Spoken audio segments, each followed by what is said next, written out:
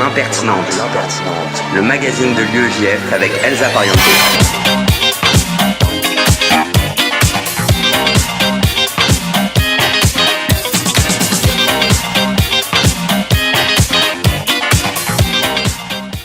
Bonjour à tous et bienvenue dans L'Impertinente, l'émission de l'UEJF sur RCJ 94.8, que vous pourrez retrouver ensuite en podcast sur l'application et même sur Spotify.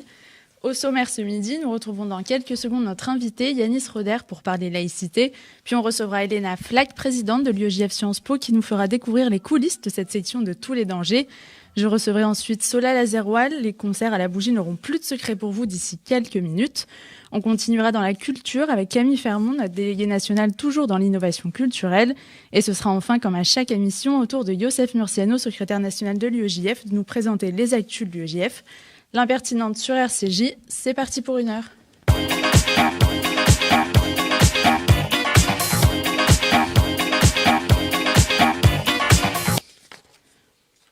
Et on commence tout de suite avec notre invité, que je remercie vivement d'être avec nous ce midi. Yanis Roder, bonjour. Ok, pardon. Alors, on va tout de suite donc être en ligne bientôt avec Yanis Roder, qui est professeur d'histoire-géographie en Seine-Saint-Denis depuis plusieurs années, qui est directeur de l'Observatoire de l'éducation à la Fondation Jean Jaurès et membre du Conseil des sages de la laïcité. Il est intervenu à plusieurs reprises donc, sur la laïcité récemment depuis l'assassinat de Samuel Paty. Il dispense plusieurs conférences sur la laïcité à l'école notamment. Et c'est avec lui qu'on verra un peu tout ce qui va se passer, notamment après le projet de loi sur les séparatismes qui arrive dans quelques semaines à l'Assemblée nationale, qui a été présenté la semaine dernière en Conseil des ministres le 9 décembre à l'occasion de l'anniversaire des 115 ans de la loi de séparation de l'Église et de l'État de 1905. Et sinon... Pardon.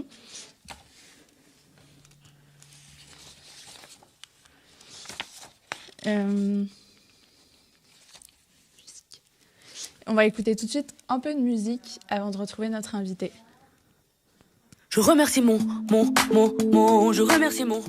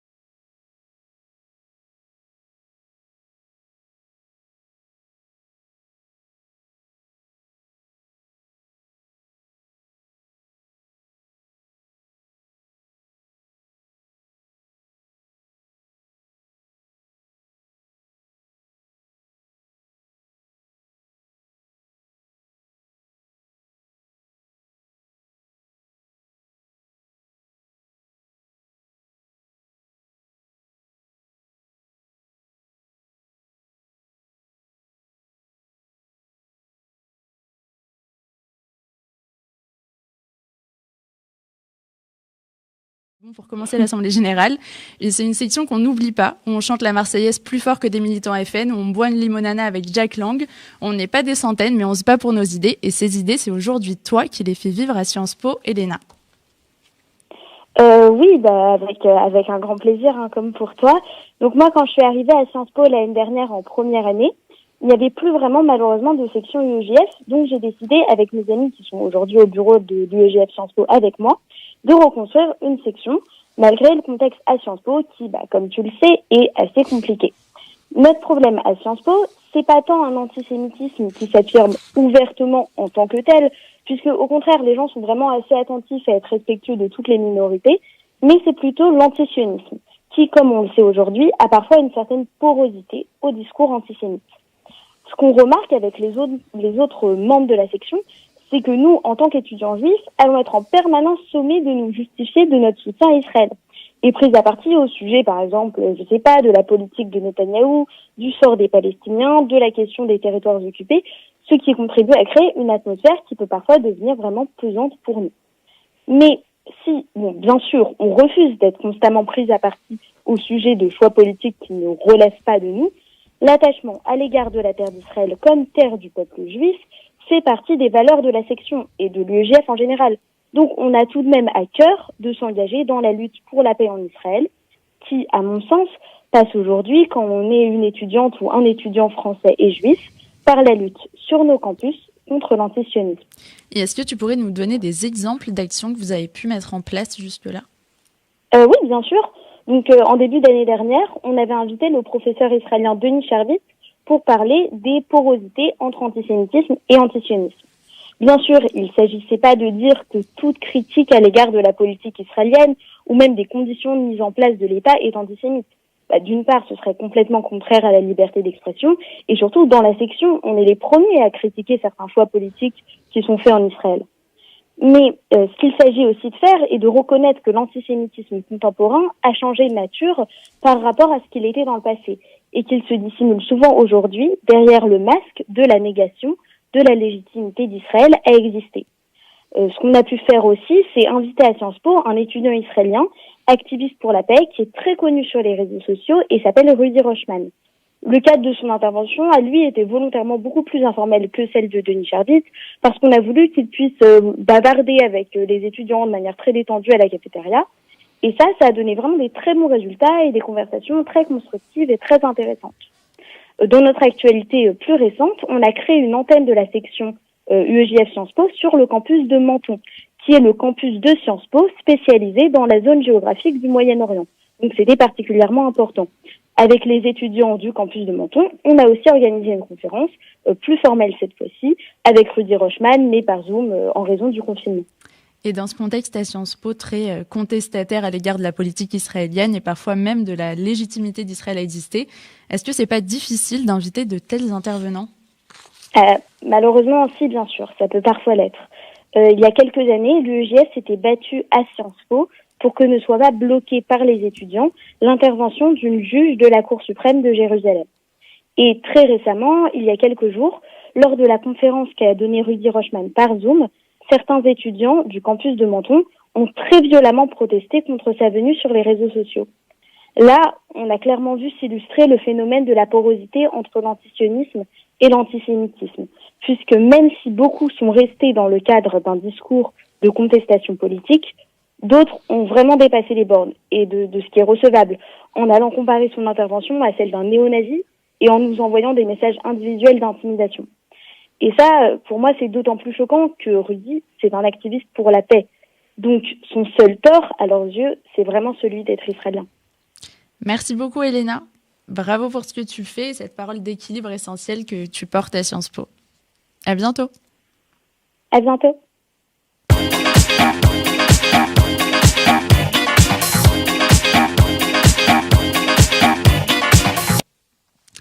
Et on écoute tout de suite comment Marine Le Pen s'est fait remettre en place cette semaine à l'Assemblée nationale, où il faut bien le dire, on la voit quand même assez peu, le contexte, l'examen d'un texte sur la justice des mineurs, la présidente du Rassemblement national qui croit que la solution miracle, c'est de couper les allocs aux parents d'enfants ayant commis un délit, toujours très novateur, et le garde des Sceaux qui lui fait remarquer que c'est peut-être pas la meilleure solution, #euphémisme, on l'écoute.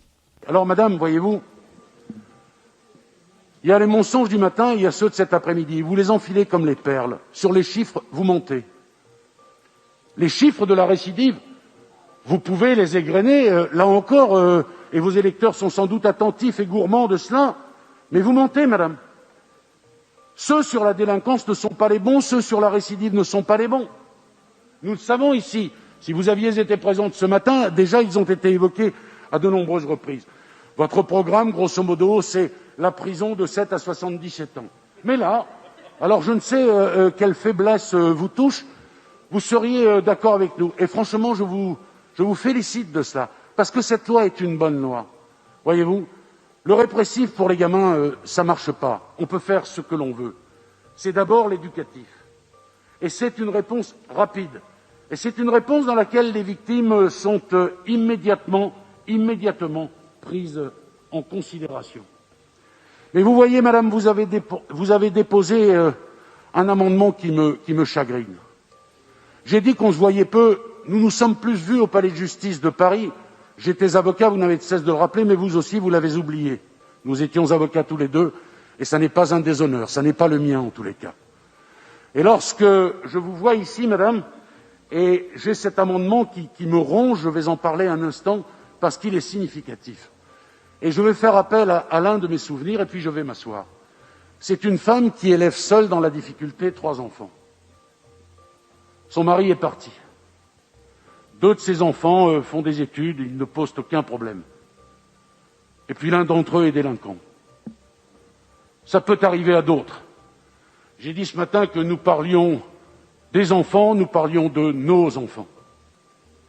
Et vous voudriez, madame, que cette femme soit privée de ses prestations sociales.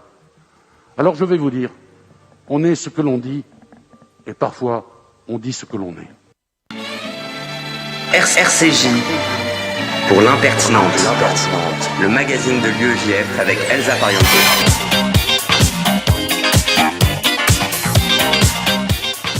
Et on se retrouve tout de suite avec notre invité politique, que je remercie vraiment et vivement cette fois d'être avec nous ce midi. Yanis Roder, bonjour. Bonjour. Merci beaucoup. Vous êtes historien, professeur d'histoire-géographie en Seine-Saint-Denis, directeur de l'Observatoire de l'éducation à la Fondation Jean Jaurès et membre du Conseil des sages de la laïcité. Je vais commencer avec une question toute simple. La laïcité à l'école, ça se passe comment pour vous au quotidien? Et est-ce que des éléments de votre enseignement sont parfois contestés? Alors écoutez, je dirais que l'enseignement, enfin plutôt la laïcité, parce qu'il ne s'agit pas, votre question ne porte pas sur l'enseignement de la laïcité, mais sur la laïcité. Écoutez, la laïcité, je trouve qu'elle ne se porte pas trop mal dans mon établissement scolaire. Je dirais qu'il faut non seulement l'expliquer régulièrement, l'expliciter, et dire de quoi on parle, ce que cela veut dire, mais aussi expliquer en quoi l'enseignement que nous prodiguons est un enseignement laïque, parce que la laïcité, c'est pas seulement la définition juridique, c'est aussi ce que ça signifie en termes d'enseignement.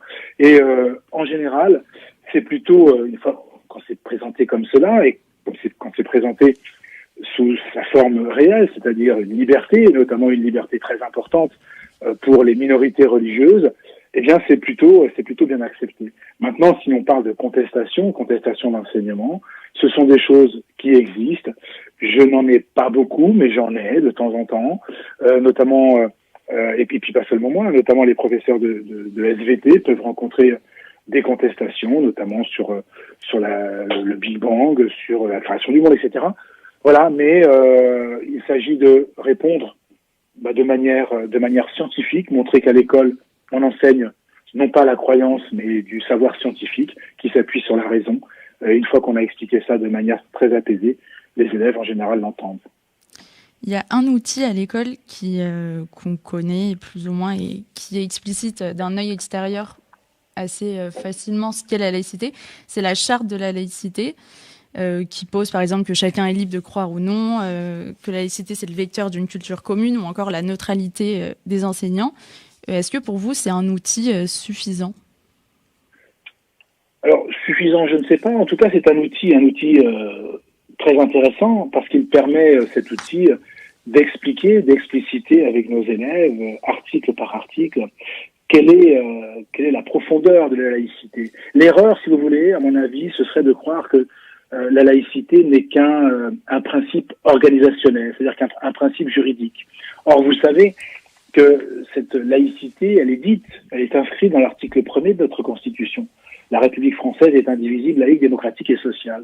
Et ces quatre principes sont liés les uns aux autres. Ce qui fait que la laïcité, c'est pas seulement un principe juridique d'organisation, organisationnel, c'est aussi un principe politique et donc philosophique. Et la charte nous permet, article par article, de décliner cela, d'expliquer cela. Et sinon, donc, depuis l'assassinat de Samuel Paty, il y a la rentrée scolaire qui s'est déroulée juste après. Et on a pu entendre, face aux événements qui ont pu avoir lieu dans les écoles à ce moment-là, des adeptes de la réponse pénale à tout prix, comme ceux qui comparent aussi la nécessaire protection de ces enfants à celle tout aussi nécessaire, selon eux, des enfants juifs pendant la Shoah. Quelle est la réponse la plus adaptée, selon vous ?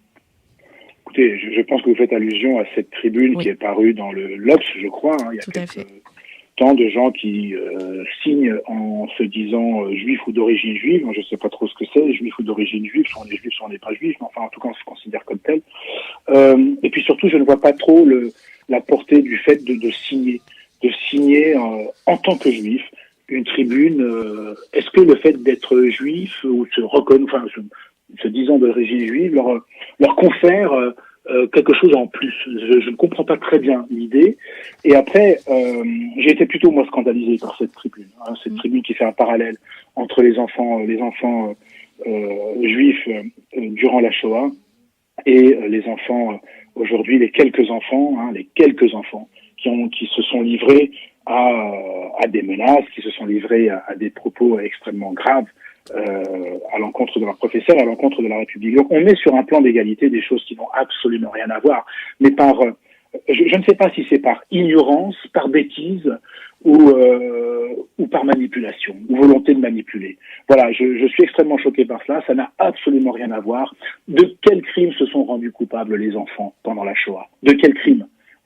Je suis désolé, quand un enfant aujourd'hui, même s'il a 10 ans, même s'il a 8 ans, menace son professeur ou dit des choses absolument terribles, justifiant l'assassinat de Samuel Paty, eh bien, il faut remédier à cela. Et ce sont aussi des propos qui relèvent aussi de la justice. Et ces enfants, ils ont des parents. Voilà, donc on est sur deux choses qui sont totalement différentes et je trouve ça extrêmement choquant et quelque part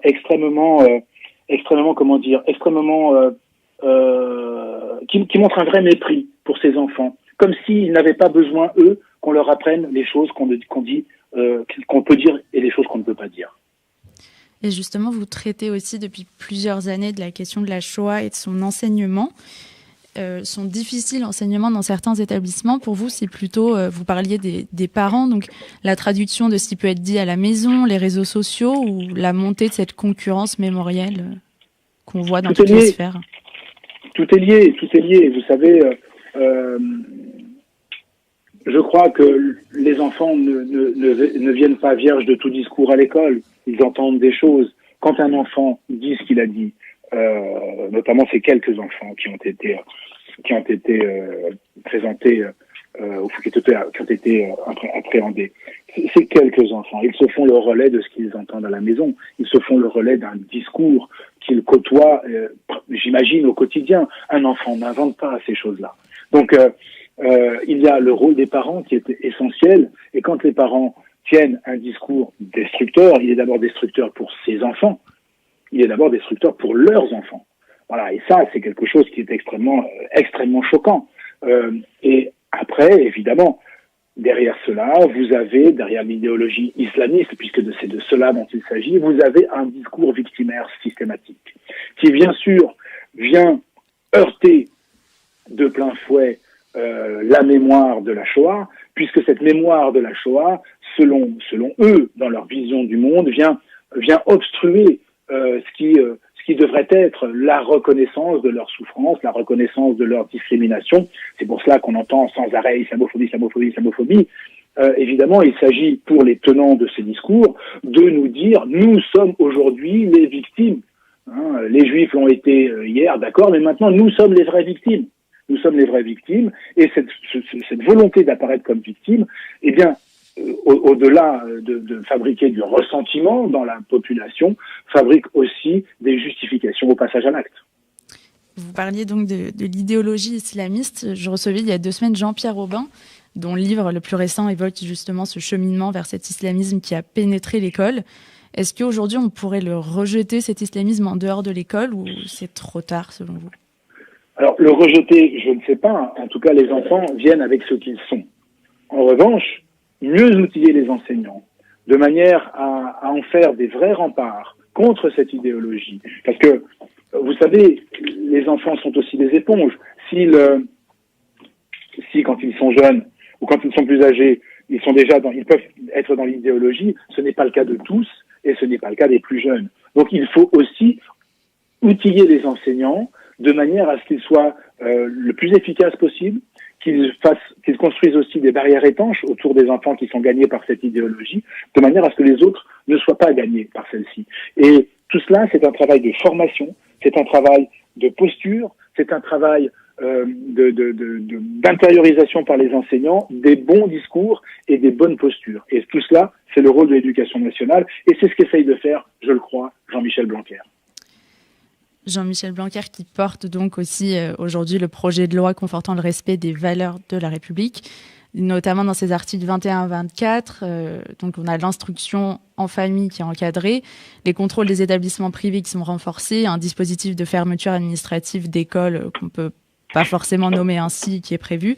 Est-ce que pour vous c'est une réponse adéquate, suffisante à ce que vous observez et vivez sur le terrain? Écoutez, c'est déjà une réponse. C'est déjà une réponse. C'est difficile de dire qu'elle est suffisante ou adéquate. Seul l'avenir nous le dira. Moi, je ne suis pas de ceux qui crient ça ne suffit pas, etc. Je demande je vois ce qui se passe, je vois ce qu'on nous propose. Je pense que c'est déjà important au regard du chemin parcouru. Vous savez, nous, quand on a sorti les territoires perdus de la République en 2002, personne ne nous a écoutés, personne ne nous a regardés. Ça a été ça n'a été pratiquement rien, quoi. Et puis en termes politiques, ça s'est traduit par rien du tout. Il a fallu attendre, même pas le fait qu'on tue des enfants dans une école à Toulouse.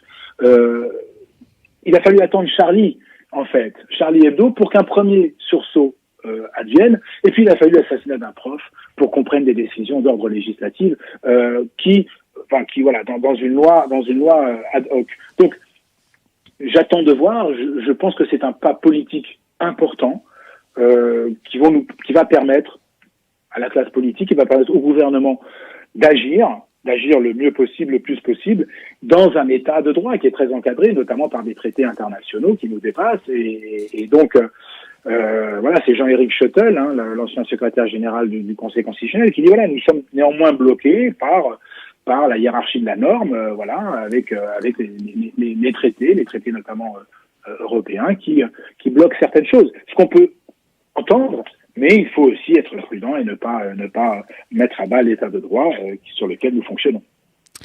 Et de façon plus générale, je vous écoutais il y a quelques jours dire que chaque élève est une partie de la République et qu'on prépare à l'école les citoyens à faire nation. Et pour qu'on vive dans quelques années dans une société peut-être un peu plus apaisée, quel rôle pour qui dans la transmission de ces fameuses valeurs de la République? Je crois que c'est le rôle de tout le monde. Dans la République idéale que j'appelle de mes voeux, évidemment, c'est le rôle des enseignants, à la condition que les enseignants soient à la fois bien formés, mais aussi qu'ils portent avec eux ce rôle de missionnaire, quelque part, qu'avaient ceux qu'on appelait les hussards noirs de la République, qui ont transmis la République et la valeur républicaine sous la Troisième République à la fin du XIXe siècle. Aujourd'hui, je pense malheureusement qu'on manque un peu de hussards noirs et d'engagement militant républicain dans les salles de profs. Il faut mieux former les profs, il faut qu'ils aient vraiment en tête l'objet de leur mission et les objectifs de l'école qui dépassent largement la question du savoir, mais l'école, vous savez, je crois vraiment que c'est ce qui nous permet de faire nation. Nation, c'est pas un gros mot, c'est l'ensemble formé par les citoyens. Eh bien, cet ensemble formé par les citoyens, il doit se construire à partir de bases et de valeurs communes. Je crois que c'est le rôle de l'école, mais c'est aussi le rôle des institutions d'une manière générale.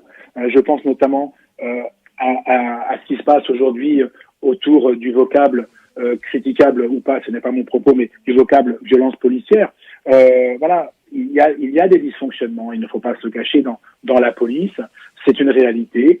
Je crois que si le discours politique veut être crédible, il faut que tous les citoyens de France aient accès d'une manière égale et soient traités de manière égale par les institutions de la République. C'est une question d'équité, c'est donc une question d'égalité, et c'est une question de crédibilité pour le pouvoir politique. Et justement, ce pouvoir politique, là, en termes de solutions qu'il pourrait apporter, est-ce que une politique d'envergure en termes de mixité sociale à l'école, dans le logement, qui casserait un peu ces ghettos, ce serait une solution pour vous ? Alors, c'est évidemment une solution, encore une fois, dans une société un peu idéale, parce que la mixité sociale, c'est bien de le dire, encore faut-il pouvoir le faire. Il y a la question de la carte scolaire. On peut toujours mixer en disant, voilà, la carte scolaire, ok, bien. Mais vous savez comme moi, et je parle à une radio communautaire juive, qu'il y a aussi un enseignement privé qui, lui, ne joue pas le jeu de la carte scolaire. Alors, je ne remets pas en cause l'enseignement privé juif, et on sait très bien que beaucoup d'élèves ont trouvé, malheureusement, refuge dans ces écoles parce qu'ils rencontraient des problèmes dans l'école publique, que l'école publique n'était pas capable d'assurer leur sécurité, tout comme elle n'a pas été capable d'assurer la sécurité de la jeune Mila. Mais d'une manière générale, l'enseignement privé n'obéit à aucune carte scolaire. Donc à partir du moment où, parce que vous voulez pas que votre enfant aille dans ce secteur, dans ce collège de secteur, parce qu'il y aurait des élèves issus de cités HLM ou je ne sais quoi, vous cassez cette mixité sociale. Donc on peut toujours dire, voilà, il y a des expériences qui existent, etc., ça marche pas trop mal. Il y aura toujours ce problème avec l'enseignement privé qui de fait, permet une fuite de ceux qui ne veulent pas aussi de cette mixité sociale. Ça ne veut pas dire que l'enseignement privé est, on va dire, n'attire que pour éviter la mixité sociale, mais cela existe aussi. Donc il y a aussi, je crois, il y aurait une réflexion à avoir là-dessus, mais vous savez très bien que le but des gouvernements, c'est pas de rallumer la fameuse guerre scolaire qui a fait défiler tant de millions de personnes depuis des dizaines d'années. Donc il y a cette question-là, et puis après il y a la question de la faisabilité de la mixité sociale. Voilà, c'est encore une fois, c'est facile de le dire. Maintenant, c'est très compliqué à mettre en place. Et enfin, les accusations de laïcart, laïcisme qui fusent aujourd'hui, qu'est-ce qu'elles disent de notre société selon vous, et ce clivage politique sur la laïcité, comment le surmonter peut-être ? Moi, quand je lis laïcart, quand je lis laïciste, je me pose une simple question. Est-ce que ceux qui disent laïcart ou laïciste aujourd'hui auraient dit la même chose en 1905 au tenant de la laïcité républicaine, quand cette laïcité républicaine a voulu séparer les églises et l'État, et c'est-à-dire d'abord avec l'école qui devient laïque en 1882, avec les lois Ferry, donc elle est laïque avant la République, l'école, avec d'abord comme cible, on va le dire très clairement, les cerveaux des enfants que la République voulait dégager de l'influence de l'Église. Est-ce que ces mêmes personnes qui aujourd'hui ont à la bouche les mots laïcart ou laïciste diraient la même chose si en face de l'école laïque aujourd'hui ou en face de la République laïque, il n'y avait pas quelques musulmans, des musulmans, on va dire, rigoristes, mais des catholiques rigoristes? Est-ce que le discours serait le même? Je vous donne, je suis prêt à parier que le discours ne serait absolument pas le même. Le problème de ces gens qui parlent de laïcart ou de laïciste, c'est que ils ont une vision à géométrie variable en fonction de la population qui porte le discours contre la laïcité telle que la voulait la République en 1905.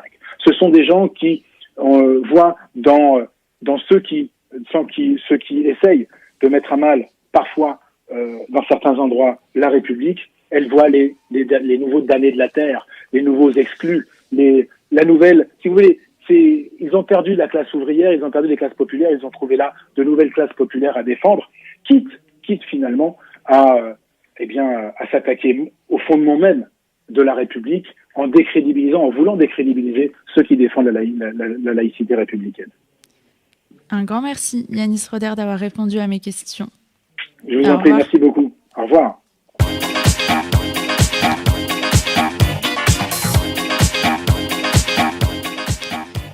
toujours sur RCJ dans l'impertinente et on ouvre tout de suite la page culture de cette émission.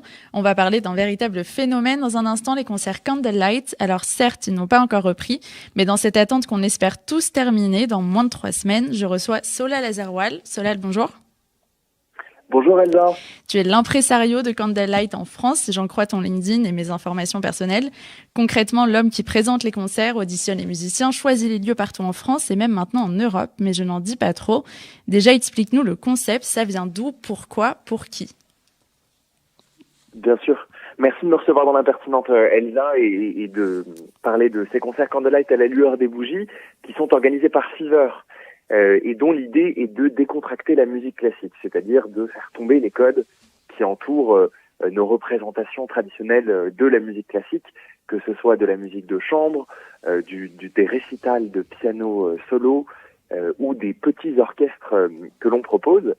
Voilà, ce sont des concerts relativement accessibles dans la mesure où nous plongeons les spectateurs dans une semi-obscurité, où ils sont éclairés simplement à la douce lumière des bougies qui se reflètent sur le bois, sur le cuivre de nos instruments. Ce sont des concerts qui existent depuis un peu plus d'1 an, qui ont été lancés à l'origine en Espagne, et avec plus d'une centaine de représentations en France, en Suisse et en Belgique. Nous avons la chance de pouvoir avoir amené à la musique classique un certain public qui était traditionnellement peu présent et qui n'entendait de Frédéric Chopin, de Ludwig van Beethoven ou encore de Wolfgang Amadeus Mozart que des téléfilms, des publicités ou encore des sonneries téléphoniques. Et on pointe souvent, en effet, du doigt la musique classique comme inaccessible, réservée à une supposée élite, voire snob, tout simplement. Comment vous cassez les codes? Alors l'idée est assez simple. La programmation musicale d'une partie et cette façon de casser un peu les normes en sortant nos musiciens des carcans traditionnels, en sortant les grands compositeurs et en proposant aux gens justement d'aller écouter de la musique classique ailleurs que dans les salles de concert. Il n'y a absolument aucune règle pendant nos concerts. Le public peut se sentir libre d'applaudir, les musiciens peuvent se sentir libres de faire des blagues, de raconter ce qu'ils vivent et ce qu'ils transmettent. Les gens sont là simplement là pour écouter et tout le monde dispose des bons codes pour écouter de la musique classique. Et concrètement, demain, je prends mon billet pour Candlelight. Je me retrouve où? Avec combien de personnes? Quels musiciens? Enfin, si tu peux nous le dire. Alors, c'est une bonne question, mais je vous avoue que comme on organise des concerts à Paris, à Lyon, à Lille, à Bordeaux, à Nice, à Toulouse, bientôt à Marseille, à Nice et à Genève et à Bruxelles, je pourrais vous citer beaucoup de lieux dans lesquels vous pourriez venir écouter nos concerts. D'autant qu'on a un certain nombre de programmations qui va des grands compositeurs que je vous décrivais plus tôt jusqu'aux compositeurs de musique de film un peu plus récents tels qu'Ennio Morricone, John Williams, Hans Zimmer. Donc il y a une certaine palette de choix si vous voulez pour venir découvrir ces concerts que vous pouvez retrouver assez facilement en fait sur Fever en tapant Candlelight Fever. Et vous êtes évidemment un acteur du spectacle vivant, univers aujourd'hui particulièrement touché par la pandémie. Comment avez-vous appréhendé les mois derniers et vous projetez-vous dans ce qui arrive? Alors on a eu beaucoup de chance chez Fever qui est quand même une structure très intelligente et qui nous a proposé de continuer à travailler malgré la situation pour continuer à donner du travail non seulement à nos musiciens en faisant des concerts en ligne, mais aussi à offrir aux spectateurs une voie, une issue, une lumière au fond du tunnel de cette année 2020 et de cette pandémie. Nous avons décidé de ne pas annuler nos concerts, mais bien de les reprogrammer, de proposer à tous les utilisateurs des dates alternatives de concerts. Et entre les 2 confinements, nous avons pu organiser plus d'une 60aine de concerts un petit peu partout en France, en Belgique et en Suisse, avec pour perspective de continuer à faire vivre la musique et le spectacle vivant. Je vous avoue que les concerts de Noël ayant été reportés à leur tour, on est confronté à des problématiques assez communes au spectacle vivant, à savoir de la reprogrammation, des problématiques d'agenda entre les musiciens, les salles et les spectateurs. Mais tout cela, finalement, est une pratique que nous commençons à plutôt bien maîtriser et à offrir de beaux concerts, non seulement aux musiciens, mais aussi au public qui se faisait une joie de venir assister à des concerts de Noël. Et au-delà de faire vivre la musique, vous avez aussi du coup une mission de démocratisation de cet art-là. Est-ce que c'est quelque chose qui est ancré un peu dans votre éthique, dans vos principes et que vous visez à développer encore plus? Absolument, c'est une excellente question. C'est tout à fait la dynamique et la perspective de Fever. L'idée, c'est vraiment de rendre la musique accessible et de s'adresser donc à ce public qui traditionnellement n'allait pas au concert de musique classique, de leur offrir la possibilité de venir découvrir et en fait de faire un format qui s'adapte à eux et non pas à ce que les musiciens voudraient, c'est-à-dire 1 heure de concert, une véritable transmission de leur passion de vive voix par exemple en lisant les poèmes de Vivaldi qu'il avait rédigés pendant l'écriture des 4 saisons, ou des anecdotes sur la relation entre Chopin et Madame de Staël, des blagues faites sur ces histoires-là, sur ces anecdotes-là, de façon à rendre accessible et à s'adresser évidemment à un public jeune, entre 18 et 35 ans majoritairement, et à un public qui, quand on pose la question au début de chaque concert, lève la main à 70% en nous disant qu'effectivement c'est bien la première fois qu'ils mettent les pieds dans un concert de musique classique. Un grand merci Solal et à dans quelques semaines du coup en live pour écouter de la musique classique ensemble. Au revoir. Merci à vous Elsa, à bientôt. Et en attendant, un peu de musique de ma playlist, c'est pas du Mozart, mais ça fait du bien à écouter.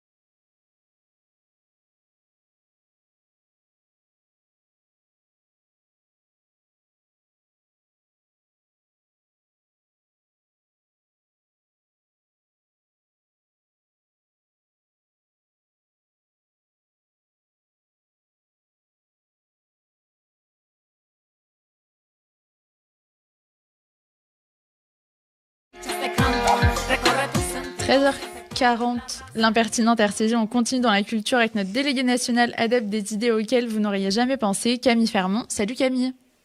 Bonjour Elsa. Alors oui, semaine plus que particulière pour la culture puisqu'on aurait espéré une réouverture des salles de spectacle, musées et cinéma. Moi qui me faisais une joie d'aller voir Wonder Woman au cinéma, ce ne sera pour plus tard. Mais on a vu que cette annonce annonçait une guerre entre le monde de la culture et les annonces gouvernementales, puisque la culture se retrouve exclue du déconfinement. Et la semaine dernière, nous avons assisté à quelque chose d'assez drôle du côté des salles de spectacle. Grand Corps Malade a sorti vendredi 11 sa nouvelle chanson « Pas essentiel ». Interviewé, il a affirmé qu'être catalogué comme pas essentiel, c'est comme une gifle. Mardi, on pouvait apercevoir sur le fronton de l'Olympia « Pas essentiel », ce qui voulait pour le tournage d'un clip est devenu viral dans le monde du spectacle. Et le Bataclan a repris du coup cette affiche sur son fronton « Pas essentiel », ainsi que d'autres petites salles de spectacle en signe de protestation. Le mot « pas essentiel » sera-t-il placardé dans toute la métropole? Affaire à suivre. Alors, toujours dans cette optique de déconfinement, même si les lieux de culture ne rouvrent pas, il faut savoir que le premier lieu de culture, lui, est totalement ouvert, gratuit et accessible jusqu'à 20h. Tu penses à quelque chose en particulier? Eh bien, c'est la rue. La rue redevient totalement ouverte, pour notre plus grand plaisir. Sachez qu'à Paris, il y a plus de 1200 statues, de quoi remplir vos journées pour partir en immersion. Et puisque la rue est ouverte, et qu'on est libre, on va parler de liberté. Mais où est-ce que tu nous emmènes, Camille? Voir la Statue de la Liberté. En effet, le créateur de la Statue de la Liberté est lui français, et on le doit à Auguste Bartholdi. Il lui a fallu plus de 15 ans pour ériger l'emblème des États-Unis, mais en France, il y a 6 sœurs à la mythique statue. Donc on en retrouve une sur le pont de Grenelle, appelée sur l'île des Cygnes. Elle est installée en 1889 et elle faisait face à la Tour Eiffel et elle pointait sa torche en direction de l'Élysée. Puis elle a été déplacée en 1937 afin de faire face à New York où se trouve sa grande sœur. La deuxième se situe dans le jardin du Luxembourg et elle a été finalement déplacée au musée d'Orsay en 2013 parce qu'il y avait trop de vols et de dégradations. Et aujourd'hui, il y a toujours la statue au Luxembourg, mais c'est une réplique. Donc au musée d'Orsay, c'est la troisième. Elle est entreposée là-bas depuis celle qui a été déplacée au Luxembourg. Il y en a deux au musée des Arts et Métiers, donc une qui se trouve dans l'ancienne église et une autre qui se trouve juste à l'entrée. Il faut savoir que celle qui se trouve juste à l'entrée, c'est celle qui a servi vraiment de modèle à réaliser la statue new-yorkaise à grandeur nature. Et enfin, c'est ma préférée, celle qui se trouve place Michel Debré. Donc elle est sur le centaure de la place. Et il faut vraiment être très averti pour la trouver, vu qu'elle se retrouve sur le petit torse de la statue. Donc voilà, si tu es adepte de Où est Charlie, tu trouveras ton bonheur. Et toi qui adores les anecdotes, t'en aurais pas une sur la Statue de la Liberté pour nos auditeurs et pour moi aussi, remarque. Et si, figurez-vous qu'elle a été offerte par la France, mais les États-Unis étaient très réticents, puisqu'il fallait financer le socle pour la recevoir. Et 6 mois avant de la recevoir, il n'y avait presque rien. Pas de financement, un début de socle, et personne ne voulait vraiment mettre la main à la pâte pour pouvoir la recevoir. Et c'est Pulitzer qui écriva dans son journal pour que des dons soient faits. Au final, l'argent fut récolté, mais le jour de son inauguration, Pulitzer n'était pas présent. Alors beaucoup disent parce qu'il était juif, mais il faut savoir qu'à la mort de Pulitzer, son épouse a envoyé à la France des centaines de documents que vous retrouverez du coup au musée des Arts et Métiers concernant la Statue de la Liberté. J'aimerais aussi parler des librairies, celles qui ont beaucoup fait parler d'elles lors de ce deuxième confinement. Tu as envie de voyager ? Victor Hugo disait « Lire, c'est voyager et voyager, c'est lire ». Alors je vous donne l'occasion de voyager dans Paris. En effet, j'ai fait une petite sélection des librairies les plus belles de Paris, si vous êtes en retard dans vos cadeaux de Hanouka ou de fin d'année. Donc en première, on a la librairie Shakespeare & Co. Donc on retrouve les plus grands écrivains anglais et américains, à 2 pas de Notre-Dame. La librairie Joussomme, dans le cœur de la galerie Lisiane. Donc c'est la plus ancienne galerie de Paris. Donc vous avez livres anciens et très récents, tous d'occasion, et ça c'est très parisien. La librairie de la Main, qui est riche d'une histoire de plus de 3 siècles. C'est la plus ancienne librairie de Paris. Donc avant, elle était à Palais Royal, mais comme il y a eu l'incendie, elle a été déplacée rue Saint-Honoré. Et enfin, ma librairie préférée, qui est la librairie du Passage, c'est sous le Passage Jouffroy, où vous trouverez tous les livres concernant les arts décoratifs, le mobilier, les bijoux, le design et la mode. Donc il y a plus de 30 000 ouvrages consacrés aux beaux-arts. Merci beaucoup Camille. On se retrouve très vite pour de nouvelles infos culture déconfinées cette fois. Et là, on a de quoi faire cette semaine avec toutes ces idées. Merci beaucoup, Merci Elsa. à toi. Salut. Et on se retrouve juste après la chanson israélienne de l'émission. C'est Or d'Eliade.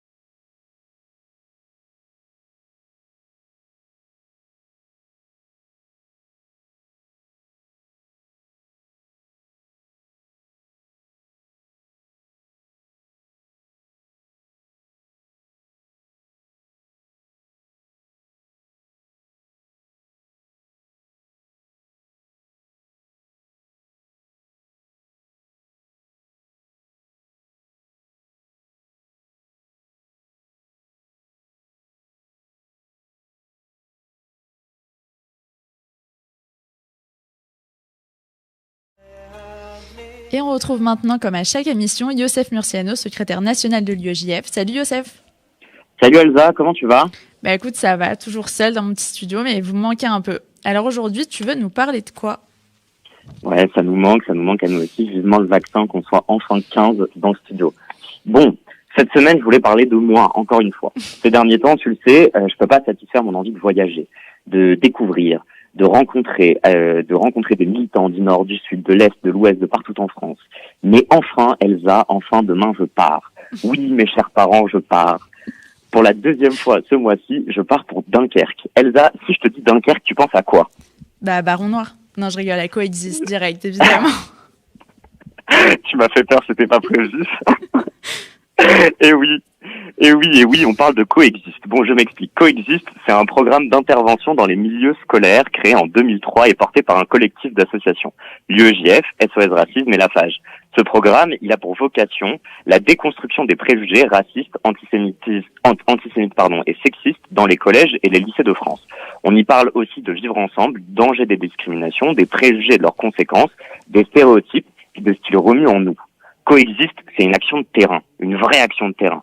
Tu sais, du genre de celles qui permettent aux militants qui y participent de comprendre l'autre en se comprenant soi-même et de pénétrer dans un espace qui est une caisse de résonance de la société.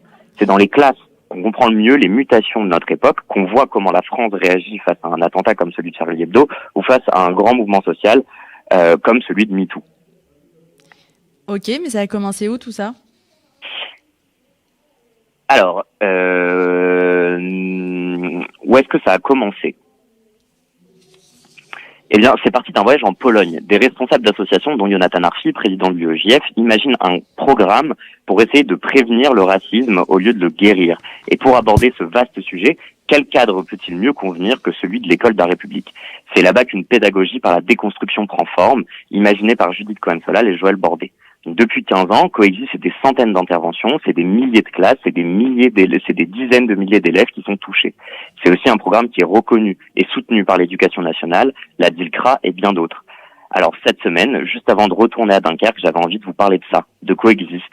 Et alors que partout en France, des élèves traversent cette crise inédite, un masque sur le nez, des sujets identitaires plein la tête.